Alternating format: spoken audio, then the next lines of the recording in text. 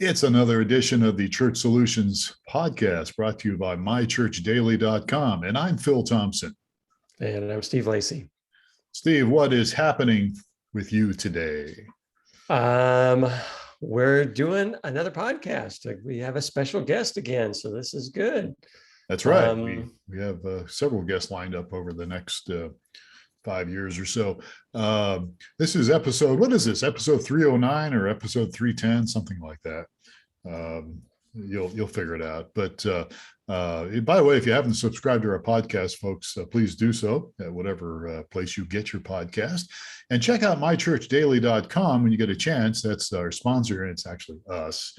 We actually are My Church Daily, but we thought we'd use this as a way to promote My Church Daily. It gives you the opportunity to be on Amazon devices like Alexa and those kind of things that have a flash briefing, which is what Alexa's trying to do right now in my office. But so check that out. It's a great tool to connect with your people. All right, Steve, we do have a guest today. And as I know, you don't like to fool around, so let's get to it. He is the youth leader at Alive Church in Tucson, Arizona. And we've had Alive on here 2 weeks in a row. We won't get into that. He's got an interesting bio here, so I'm going to skip a lot of it because a lot of it's just goofy stuff here because he's a youth leader. So, they put goofy things in there. They're allowed to do that. But he would say that he's think of a less attractive Chris Pratt, a little bit nerdier, less popular. Cody is what he calls himself, your friendly neighborhood youth pastor. He loves Jesus, loves his wife and son, hangs out with teenagers. And when he's not doing those things, you can find him playing board games with his friends. Do you do video games or just board games? Some video game dabbling, but I much more like the social aspect of being in person around a table. Yeah, that's good. Likes nature, likes camping, likes fighting. Fighting with swords? Okay. He's been the youth pastor for about 5 years, and one of his educational perks is he learned leadership while making sandwiches at Jimmy John's for 8 years. You worked at Jimmy John's for 8 years. Wow. Yeah, off and on. Yep, and I was managing, general managing, district managing. Yeah. Isn't Jersey Mike's a better sandwich chain? I think you're alluding to the fact that I would say I would fight you on this in my bio, and no, Jersey Mike's not better than Jimmy John's. You can't have a better sub. All right. Well, we won't get into there. Well, Cody, actually, we learned how to pronounce your name after all these years. Cody Kiwaczy, right? Kiwaczy? Yep, that's correct. Cody Kiwaczy. Good Polish name there. Thank all you. Right. So Cody is our guest. Hi, Cody. Thanks for being with us today. Glad to be here. Thanks for having me, guys. All right. Well, it's good to be with you today. So we want to talk about youth a little bit. And let me just start off. We got some questions here. Steve will jump in here when I don't cut him off. But during the pandemic last year, you guys, your church streams, actually with our company, and then your church decided during the pandemic that you were going to have a separate stream for just youth. I think there was one for just kids too, right? Yeah, there was. I think like every other youth ministry out there, we were like, well, let's try and see what works. And I likened it to like throwing spaghetti against a wall and seeing like, hey, we're going to throw a bunch of things and see what works and see what connects with students. And how do we stay engaged with them throughout this whole process? And so we tried a lot of different things, and the streaming platform was one of those. And how did it work? It worked really good from a logistical standpoint. The hardest part, I think, was just getting the students to go to a platform that wasn't really native to them, which is why we ultimately made the choice to go to YouTube. So you came up with, it's a separate stream, right? Is there separate content from what the church service is? Yeah. So what was it? What is it? Yeah, so we did and still do our own separate content for youth and kids. One of the things that we do here at Alive Church is called One Voice. I bet Kyle talked about it last week in the podcast. If you haven't listened, go back and listen to that one, because Kyle is He's a great kids pastor.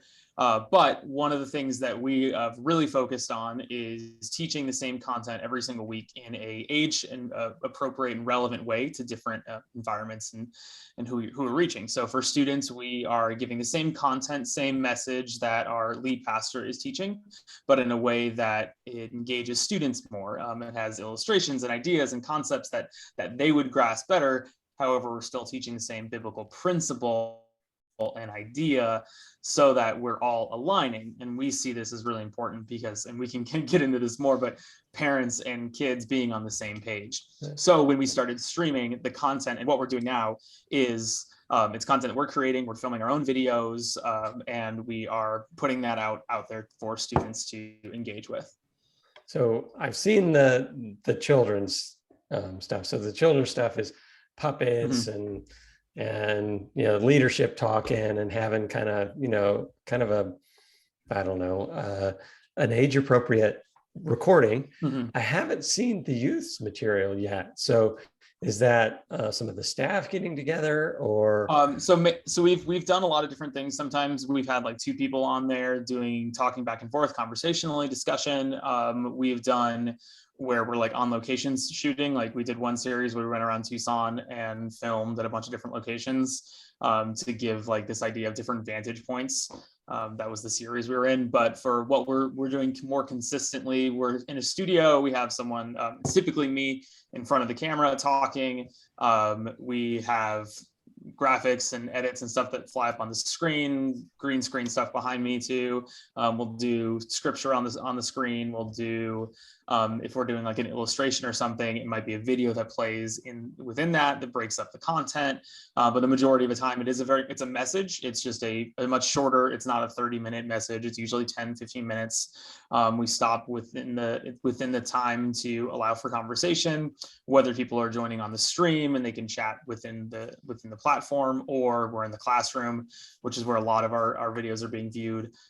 They are able to stop, have the conversation, and so that it still breaks it up, it keeps it relational, and it lets students do what students seem to do, and that's discuss and wrestle with the content. Okay, so I'm trying to figure this out a little bit. So there's pre-recorded video, right?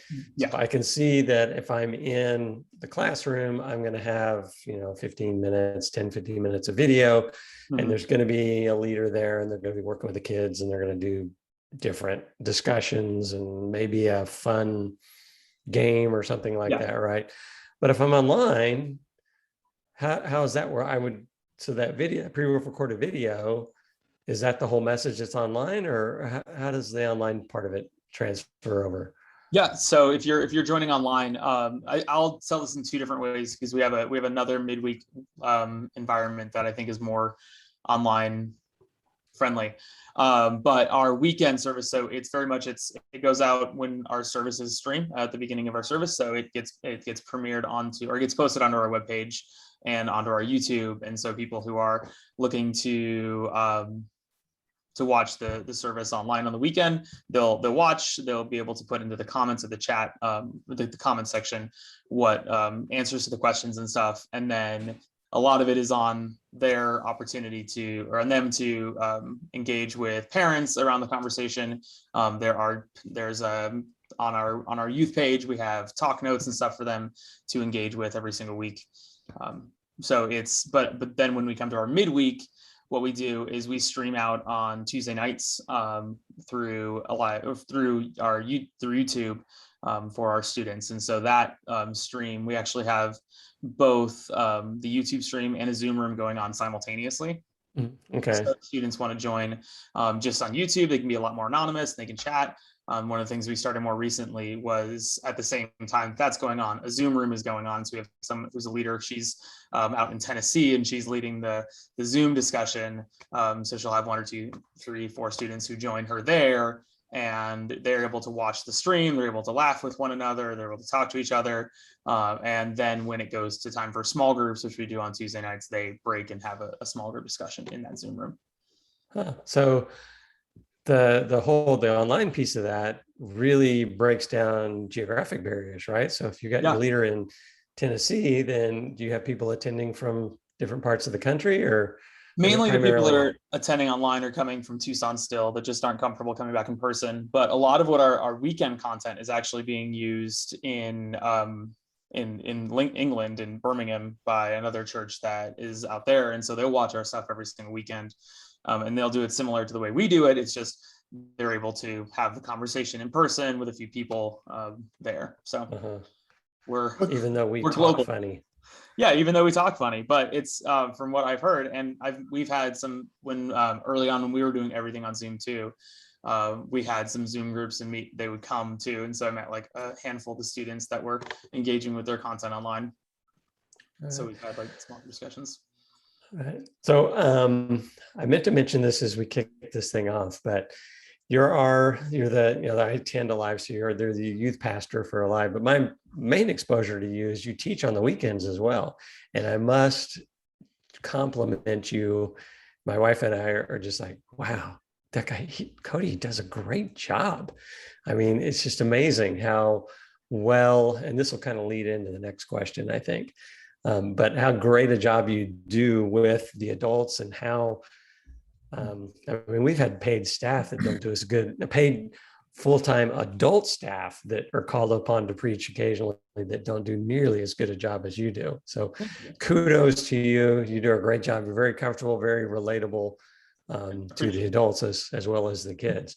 So, and then that leads into Phil's first question on his list, right? Yeah, I guess it would be, well, we'll go ahead and go with it. I got a bunch of questions floating around in my head here. Some of them are on the list, but okay. The first question I had was, do you really, I mean, is youth group, is it really still relevant today? Or has it changed? I mean, you've been a youth leader now for 5 years, right? Yeah, well, and I volunteered before that too. So yeah, so you've been doing this for a while now. Yeah. Well, you mean, yeah. I read into what your question was. Is it really important? I mean, is that what it was? You can take that question into a couple of different ways, but is it important to minister to the youth? Yeah, so I think that I can answer that in two different ways. So one is the idea of directly communicating and engaging the younger generation of the church important, the adolescence and the very unique state of life that they're in. And I absolutely believe that, yes, they are very different than other generations that are represented in the church, and they need a very special type of engagement and equipping and empowering for them to really own their faith and grow. And I think that it's one of the most impactful areas of ministry within the church. And I say that because so many times when, as the church, what we're doing is we're really trying to like bring people back to their faith, and when they're in their 30s and their 40s. And if we can do a really, really, really good job with leveraging those years where they're starting to make those long-term decisions in their life, those 13 to 18-year-old choices that they're making, where they're saying, okay, is church something that's going to be part of my life moving forward? Is faith going to be an element that I'm going to make sure is a focus, and is like, I equate it to like when you graduate from high school and you have the table in front of you, okay, what goes on the table? I've got my job, my career, my passions, and all these things. And then we say like, okay, and where does faith fit in on this? Versus like, faith is the table that I build everything else up on, and helping them understand that. What have you, so you've been doing this for a while, but what has changed, or has it, the way to do youth group, is it different than 10 years ago? Absolutely. And how so? So I think that for a long time, and I don't think I'm alone in this in the youth ministry circles, a long time we really lived in the 1986 model of youth ministry, where you have a really cool environment, everyone comes, and then that's how you do it. You preach the message and it's that. I think that the change and the shift that has happened in youth ministry over the last 10 years is the importance of relation building and small group environments. Students are wired to process and publish They're wired to publish in the moment. If we think about it, like there's a guy named Terry Parkman. He talks about this in depth, and he really talks about how students they're wired to publish in the moment, where they're posting constantly, they're commenting, they're liking. Everything that they do when they engage in a digital space is, I get to be a part of the conversation.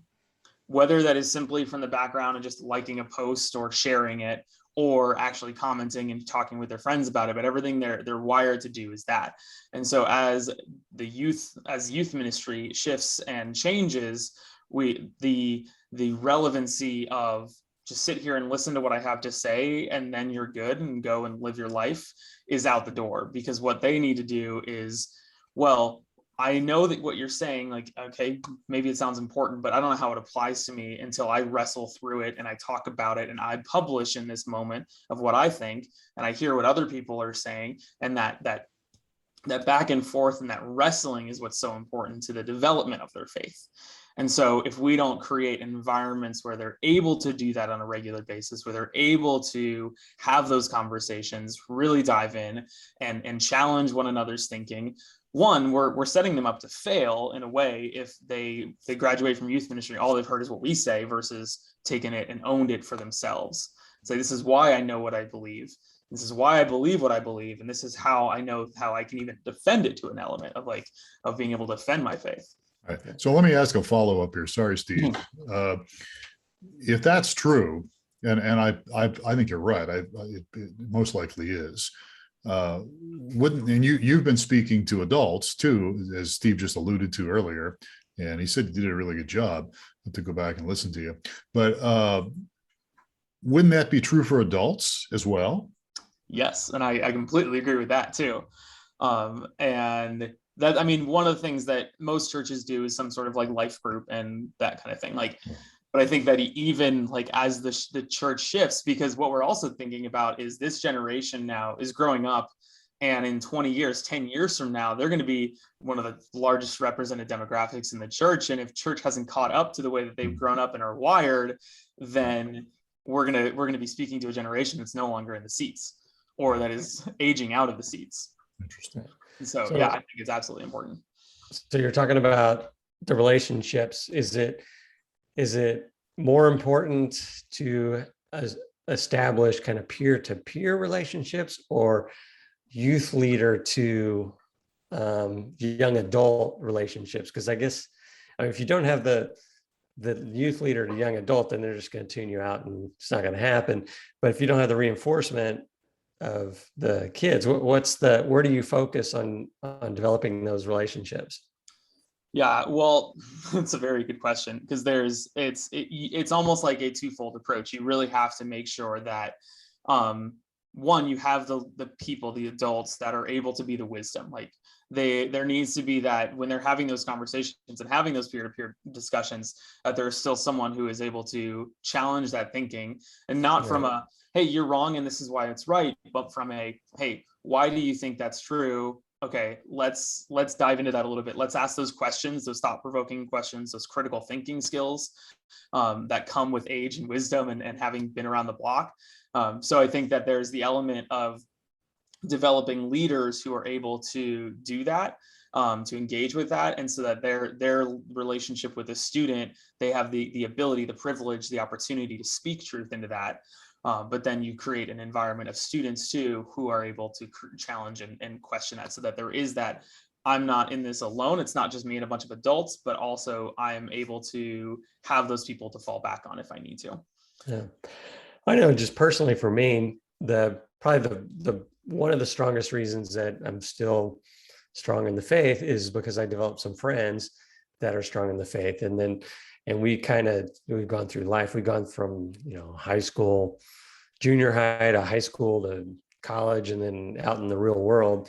And it was somewhat of a peer group of friends that were all believers that helped maintain the faith as you go through. So I would think that's cultivating that in kids' lives, it would be very important. Yeah. So, and I guess you're doing that through what you're doing, right? Well, yeah, we're trying to, at least. And that's probably one of the hardest things about youth ministry it is such a long-term mission field, the ministry field to a degree. Like you are planting seeds for years and years and years, and you may not see the fruition of those seeds until they're in their 20s and graduated and having those types of relationships. Recently, the boys that I lead a small group on Tuesday nights of high schoolers, mostly upperclassmen, juniors, seniors, that have been in the youth ministry now since they were in 7th and 8th grade.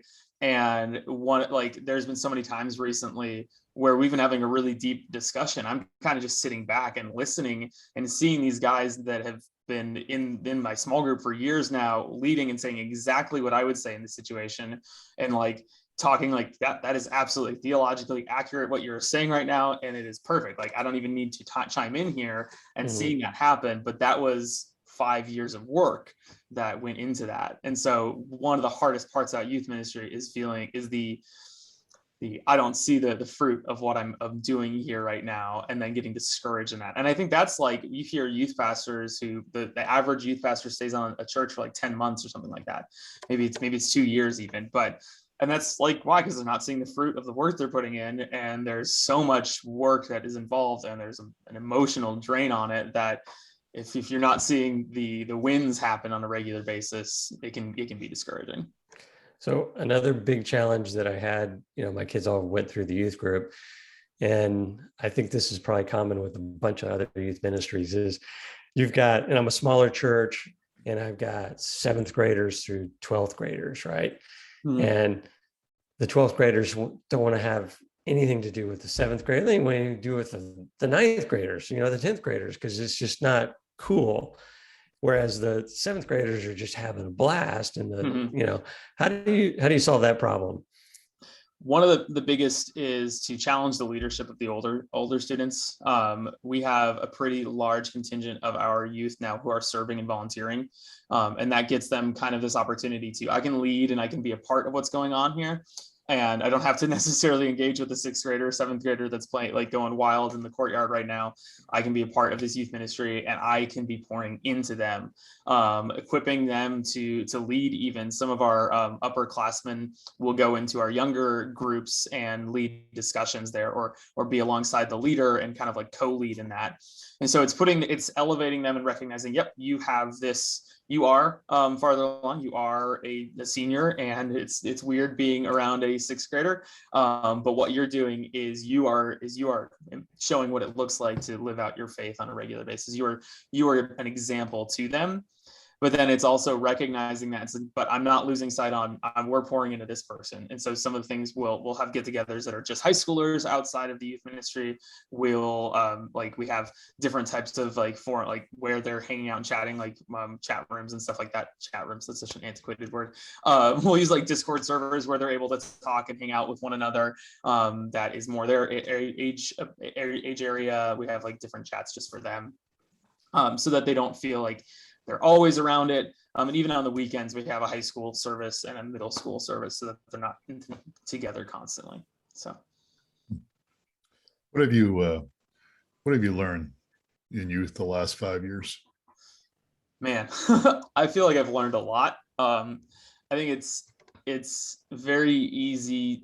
What I was saying earlier of being discouraged and seeing the years that were hard, and feeling like I'm not doing anything, I'm not accomplishing anything. And I'm one to really get on myself pretty hard sometimes about that stuff.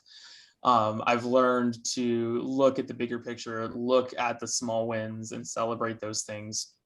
But then I've also learned to really rely on the team that I have. It's like you're not in this alone when it comes to leading youth ministry. There are so many people who are passionate and want to be a part of it, and feeling this desire to I have to do it all, almost to justify my role. Even I think a lot of youth pastors live in that of well, if I'm gonna prove myself, I've got to make sure that I can handle everything. And it's well, if you want to prove yourself as a leader, you got to make sure that you can show leadership by bringing along and building a team and a solid team of people who are there. And really, those are some of the most important relationships that I've learned to pour into is my volunteer team, because they're the youth pastors to these students, the ones that are really, truly able to connect with them in ways that, because I'm never going to have the same connection with a 9th grade girl that one of our small group leaders is.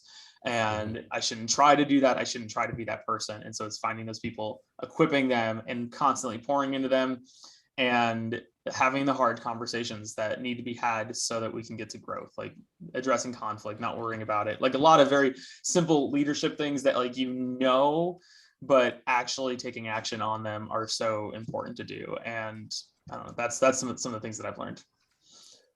So other things here that I'm thinking of that are kind of pivotal, and one's a question here, but the role of, say, like camps and other like national Christian organizations. I know that we live in a different era than when I was in high school, but actually Young Life was a really cool thing when I was in high school, really popular. They'd have, we had a high school of 500 and they'd have 100 people at, one of their midweek things. So anyway, what's the role of things like camps and other national organizations and that sort of thing, and as part of your ministry? We view camp as like youth ministry on steroids to a degree. Because I mean, when it averages it out, you probably have like 40 to 50 hours a year that you're spending with students. Somewhere around that, with every week and everything. Sometimes, depending on your context and stuff, like we have 2 hours every Tuesday. So give or take, camp, you get a full week of time with them, and you're able to really build relationships. You're able to build this community. And so that's where we look at camp as, it's a community driver. It's a momentum builder. There are really big spiritual decisions that happen at camp. And that's one of the main reasons that we go, is for students to be able to get out of their comfort zone, unplug, and connect to God in a whole different way. But even with that aside, one of the biggest things that we see camp as is we're able to just have this like very strong community built there that carries on into the school year, that is contagious in a lot of ways, that when they get back and things are going back and like we're getting back into the rhythm of the school year and the life, those relationships don't just leave, they stay there, and they bring other people in. They want other people to know the inside jokes. They want other people to like really be on board. Then next year camp comes around, they're getting back into that rhythm. So I think that camp is a great momentum builder, but it's not like the end all be all. It's not like go to camp and get saved and all that. It's like, it should just be one little element of that spiritual faith journey that students have throughout the year. And I think there are ways to create that same environment and engagement if you can't go to camp, if you don't go to camp, with how you like even engage. Like we went out to Fantastics last night, and even those simple things of like carrying that same energy into those environments where you're out in the world even, and being like, oh, who are all these kids? They're all super fun and having like a blast, but they're not being rude or disrespectful.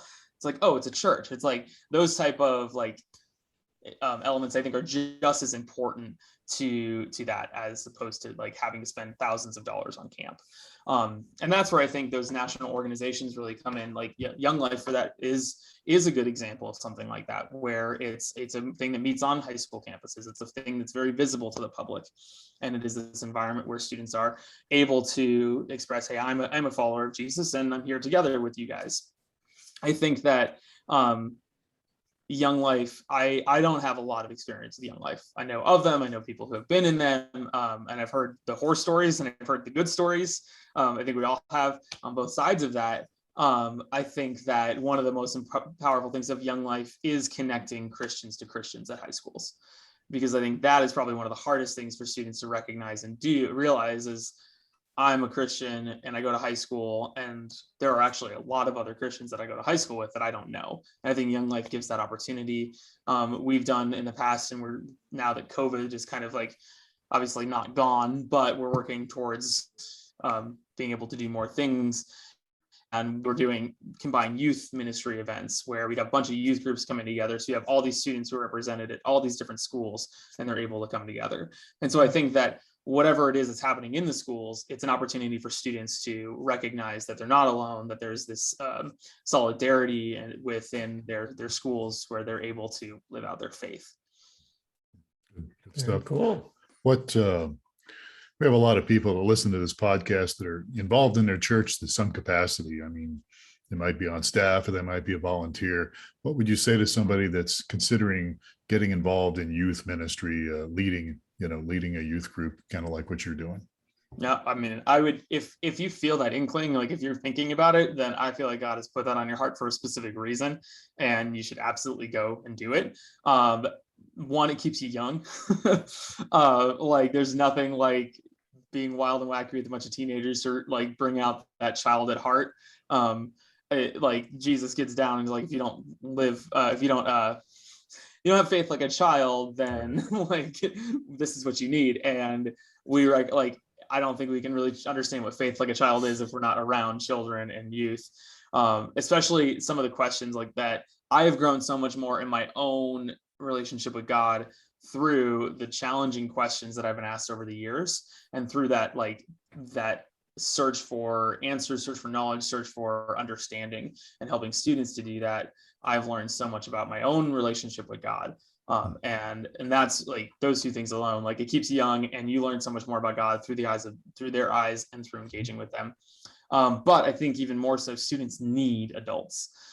They need people who are pouring into their lives. There's research that shows like they need a 5-to-1 ratio of adults to one student that is like pouring life into them. And that's not 5 small group leaders, but it's your coaches, it's your pastors, it's your parents, it's that one person that you volunteer with at church together. Like that's your person that you get to talk to on the weekends. Maybe they're just like an older man who knows Jesus and loves Jesus. Like those relationships are so important for a student when it comes to their lifelong development of their faith. So whether it's you stepping in fully into a youth leadership role, or it's just, I'm going to make sure that I help students feel like they're welcomed and that I care about them, both are equally important.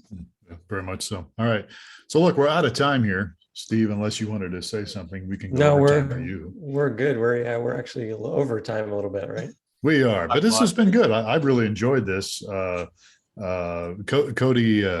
Kiwaczy has been our guest. He's the youth leader at Alive Church in Tucson, Arizona. Cody, how can people get a hold of you if they have questions?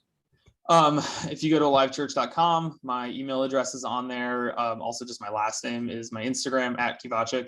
Okay. Both of those are the easiest ways. All right. Sounds good. All right. Well, we sure appreciate it. Thank you for your time, Cody. It's exciting to hear what's happening. Yeah. Thanks for having me, guys. Yeah, good deal. Folks, this podcast is brought to you by mychurchdaily.com. Check it out, mychurchdaily.com. If you want to get on Alexa, connect with people in your congregation, you can have a flash briefing using My Church Daily to put some content on Alexa devices. People can use Alexa to over, how many million people use Alexa devices, Steve? We've got like 30 million or something. It's like 35 million households, I think it is. So I'm not sure what the individual numbers are. Yeah, we have like 12 here at my house. I think you've got like a dozen or so yours. But they're a great tool to connect with people. So mychurchdaily.com. So enough of that. Thank you, Steve, Lacy, for your time. Glad to be here. And again, thank you, Cody, for your time. Sure appreciate you. Glad to be here too. And my name is Phil Thompson. And thank you for listening and watching the Church Solutions Podcast. Take care. We'll catch you again next time on another edition